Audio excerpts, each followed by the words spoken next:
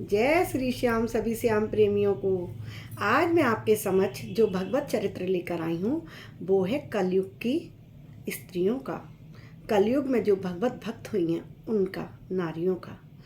तो आज मैं सुनाने जा रही हूँ आपको श्री झाली रानी जी का चरित्र। झाली रानी जी कौन थी, पहले तो मैं आपको ये बताती हूँ। झाली रानी जी चित्तौड़गढ़ की रानी और श्री दास जी रैदास जी थे, उनकी शिष्या थी। चित्तौड़गढ़ का नाम आपने सबने सुना होगा। चित्तौड़गढ़ की रानी थी झाली रानी, और रैदास जो महाराज थे गुरुजी, वो उनकी शिष्या थी। संतों में इनकी अपार निष्ठा थी, बहुत सेवा भाव करती थी। एक बार इनके यहाँ संतों की एक जमात आई। इन्होंने सुना कि इनके राज्य में एक शिष्यों साधु संतों की पूरी जमात आई है, मतलब पूरा पूरा जत्था आया हुआ है संतों का, बहुत सारे संत आए हुए हैं। अब जमात में उनके एक गुरु भाई भी आए हुए थे। इनके मन में दर्शनों की बड़ी अभिलाषा हुई जब इन्होंने सुना रैदास जी जो इनके गुरु हैं, उनके शिष्य वो भी आए हुए हैं, और सारे गुरु भाई मतलब उनसे मिलने के लिए, उनके दर्शन के लिए वो इतनी आतुर हो गई कि बड़ी इनके मन में अभिलाषा जगी कि कैसे भी करके मुझे संतों के दर्शन मिल जाए, मैं उनकी सेवा कर सकूं, जिससे कि मैं अपना जीवन कृतार्थ हो जाए मेरा। परंतु राणा साहब से जब उन्होंने पूछा कि मैं सेवा के लिए चली जाऊं, संतों के दर्शन कर आऊं, राणा साहब ने उनको दर्शनों की अनुमति नहीं दी। उल्टे द्वार पे क्या किया, जो किले का द्वार था महल का, उस पर पहरा बढ़ा दिया कि रानी महल से जाने ना पाए, क्योंकि उनको पता था कि रानी भगवत सेवा के आगे किसी की नहीं सुनती हैं, तो अपने सारे दिन सेवा भाव में ही लगी रहती हैं। और राणा साहब को इस बात से बड़ी चिढ़ होती थी, क्योंकि वो हर समय भगवान का नाम ही लेती रहती थी, तो उनको सुहाता नहीं था। तो जब उन्होंने सेवा की आज्ञा मानी तो राणा साहब ने उल्टा दरबार पे पहरा लगा दिया, जिससे कि वो महल के द्वार से निकल ही ना पाए। परंतु यदि कोई, और राणा साहब ने क्या शर्त रख दी उन लोगों सैनिकों के सामने, यदि कोई भी निकल गया यहाँ से द्वार से तो समझ लेना तो मैं सूली पर चढ़ा दूंगा मैं। इस हुक्म से तो सख्त इतना हुक्म सुनकर तो सेना के जितने जो सैनिक लगाए थे वो सब बिल्कुल चौकन्ने होकर पहरा देने लगे। लेकिन उधर रानी महल में नींद नहीं आ रही है उनको, इधर से उधर घूमे जा रही हैं, ना खाना खाने का मन हो रहा, ना विश्राम करने का मन हो रहा, कुछ काम में मन ही नहीं लग रहा है। विचलित होकर घूमने जा रही हैं, घूमती जा रही हैं, घूमती जा रही हैं।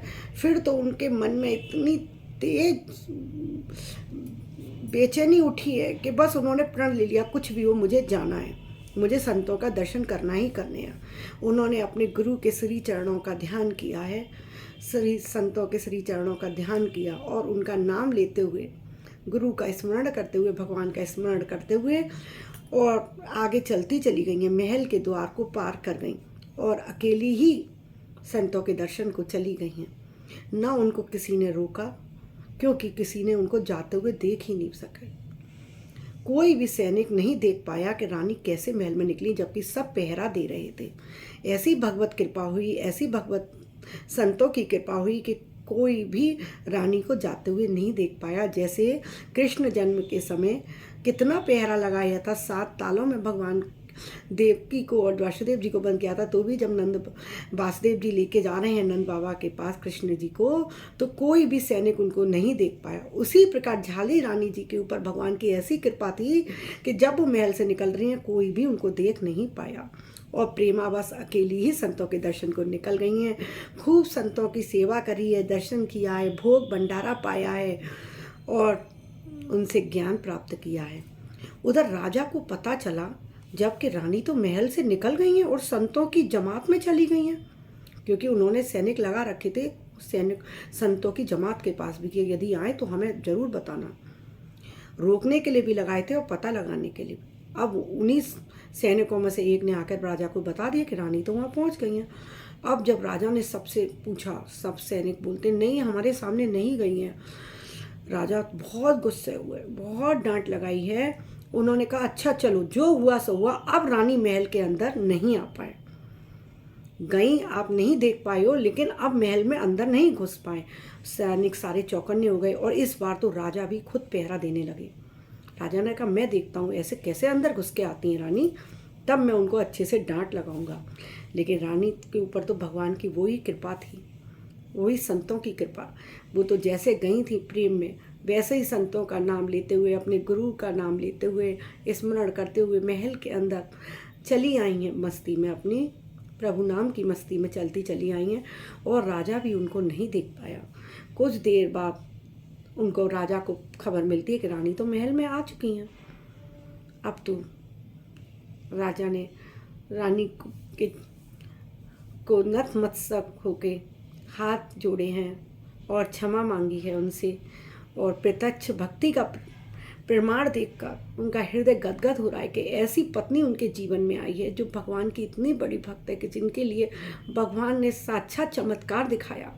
क्योंकि सैनिकों पर विश्वास नहीं कर रहे थे, लेकिन जब खुद उन्होंने पहरा दिया है तो उनके समझ में आ गया ये तो प्रभु कृपा है, ये तो भगवत चमत्कार है। फिर तो रानी के साथ राणा साहब भी भगवत और भागवत सेवा में जुट गए, भगवान का नाम स्मरण करने लगे और संतों की सेवा करने लगे। इस प्रकार रानी झाली रानी ने अपने साथ महाराजा को भी बदल दिया, उनका जीवन भी प्रभु सेवा में, संत सेवा में लगा दिया। ये कलयुग की स्त्रियां हैं, कलयुग की नारियां हैं जो हमें शिक्षा देती हैं। लोग कहते हैं ना कलयुग आ गया है तो पतन होगा चरित्र का, ये होगा वो होगा। नहीं, इस युग में भी रानियां सामान्य घरों की भी, महलों की भी मीराबाई हुई, तो हमें उनसे अपने जीवन में सीखना चाहिए कि हमें अपने चरित्र को बनाकर ही रखना है। कैसी लगी आपको मेरी ये कहानी? अच्छी लगी हो तो मेरे चैनल पर ज़रूर बने रहिएगा और चैनल को लाइक और सब्सक्राइब ज़रूर कर दीजिएगा, और अपने सगे संबंधियों में मेरे वीडियोज़ को शेयर करना मत भूलिएगा। जाते जाते बेल आइकॉन भी दबा दीजिएगा जिससे मेरी वीडियोज़ आपको नित्य मिलती रहे। अभी के लिए विदा लेती हूँ। राधे राधे।